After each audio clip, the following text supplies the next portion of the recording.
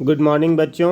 मैं संजीत और एक बार फिर से मैं आप लोगों के बीच क्लास 10 का एक पोएम लेकर आया हूँ और जिसका नाम है फायर एंड आइस और जिनके पोएट हैं रॉबर्ट फ्रॉस्ट।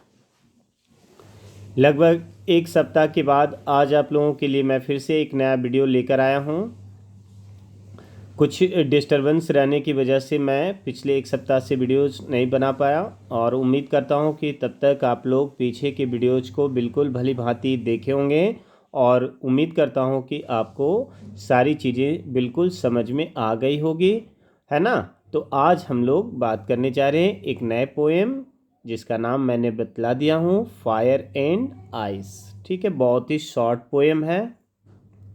फायर का मतलब हम सभी समझते हैं और आइस का मतलब भी बिल्कुल समझते हैं। ठीक है।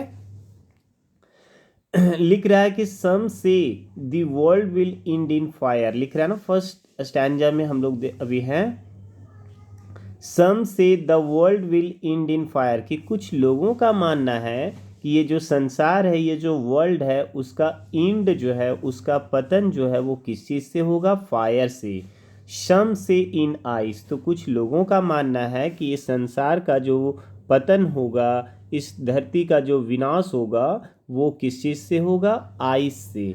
यानी कि रॉबर्ट फ्रॉस्ट जो है वो इस पोएम में कहना चाह रहे हैं कि कुछ लोगों का मानना है कि इस संसार का जो पतन होगा, अंत होगा, वो किस चीज़ से होगा? कुछ लोगों के अनुसार तो फायर से होगा, तो कुछ लोगों के अनुसार किस चीज़ से होगा? आइस से होगा। यानी कि ग्लेशियर का जो बर्फ़ वगैरह है वो पिघल जाएगा और पूरी धरती जो है वो जलमग्न हो जाएगी और पूरी धरती का पतन हो जाएगा, इस सभ्यता का अंत हो जाएगा। जैसे कि हम लोग इंडस वैली सिविलाइजेशन में भी पढ़े थे, सिंधु घाटी सभ्यता का पतन भी माना जाता है ना, कि बाढ़ से हुआ था। तो यहाँ पे दो लोग समूह का एक तर्क दिया गया है कि कुछ लोगों का मानना है कि ये संसार का अंत जो है वो फायर से होगा, तो कुछ लोगों का मानना है कि आइस से होगा। From what I have tested of desire I hold with those who favour fire. फिर पोएट कहते हैं कि from what I have tested of desire, कि यदि मेरी डिज़ायर की बात की जाए, डिज़ायर मतलब इच्छा, है ना, कि यदि मेरी इच्छा की बात की जाए तो आई होल्ड विथ दोज, तो मैं उन लोगों के साथ हूँ जो फेवर हैं। किनके फेवर में है? फायर के फेवर में है। मतलब रॉबर्ट फ्रॉस्ट किस तरह से इस संसार का पतन चाहते हैं भाई? तो फायर से। जैसे अभी हम लोगों ने पढ़ा ना कि कुछ लोगों का मानना था कि संसार का अंत जो है वो फायर से होगा, तो दूसरे ग्रुप का मानना था कि नहीं, संसार का अंत जो है वो आइस से होगा। लेकिन यदि कोई रॉबर्ट फ्रॉस्ट की डिजायर पूछा जाए, उनकी अपनी व्यू पूछा जाए कि संसार का अंत किससे होगा, तो ये किनके फेवर में है? फायर। मतलब ये चाहते हैं कि संसार का पतन जो है वो किस चीज़ से हो? फायर से हो। ये फर्स्ट स्टैंजा आपका कंप्लीट हुआ। अब आइए हम लोग सेकेंड स्टैंजा की ओर बढ़ते हैं। देखिए लिख रहा है, but if it had to perish twice. Twice मतलब दो बार, और पेरिस का मतलब वही तबाही या विनाश। ठीक है, नीचे हालांकि पेरिस का मतलब डाई भी लिखा हुआ होगा। लिख रहा है कि but if it had to perish twice. फिर वो आगे कहना चाह रहे हैं कि यदि यह विनाश, यदि यह पतन दो बार में होना हो, तो I think I know enough of hate, तो मैं जानता हूँ, मुझे लगता है कि यद्यपि मुझे ऐसा कहने में काफ़ी हेट है। क्या कहने में पोएट को ऐसा हेट फील हो रहा है? To say that for destruction ice is also great and would suffice.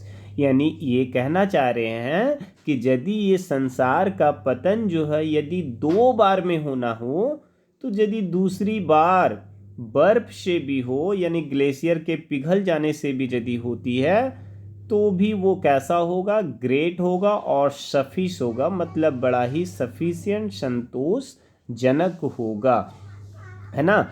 यानी पोएट जो है इस पोएम में क्या बतलाना चाह रहे हैं? इस संसार के अंत के बारे में लेकर यहाँ पे अलग अलग व्यू लेकर आए हैं। क्या व्यू है था भाई?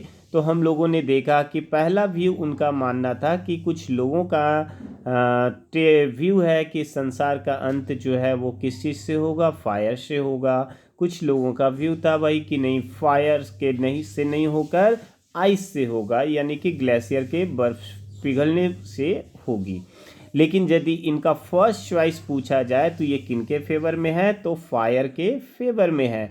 लेकिन फिर आगे कहते हैं कि but if it had to perish twice, है ना, देखिए यहाँ पेरिस का मतलब दिया हुआ है, पेरिस का मतलब डाई, कि यदि ये विनाश 2 बार में होना है तो I think I know enough of it, या मुझे लगता है कि ऐसा कहना मेरे लिए काफ़ी थोड़ा सा हेटफुल है, लेकिन फिर भी to say that for destruction ice is also great, मतलब कि जो बर्फ से होगा यानी ग्लेशियर के पिघलने से जो आपका धरती का अंत होगा तो वो भी कैसा होगा, ग्रेट होगा, और कैसा होगा, सफिस होगा, मतलब कि संतोषजनक होगा। जैसा कि अभी मैंने आपको बताया था ना कि सफिस का मतलब सफिशिएंट, है ना, तो उसी चीज़ को यहाँ पे देखिए सफिस का मतलब क्या बताया गया है, सफिशिएंट। ठीक है, तो बड़ा ही छोटा सा एक पोएम है, लेकिन 10 क्लास सीबीएसई और जैक दोनों के लिए ये वीडियोज जो है वो काफ़ी इम्पॉर्टेंट है, क्योंकि हर साल आपके टर्म एंड एग्जामिनेशन में भी और यहाँ तक कि बोर्ड एग्जाम्स वगैरह में भी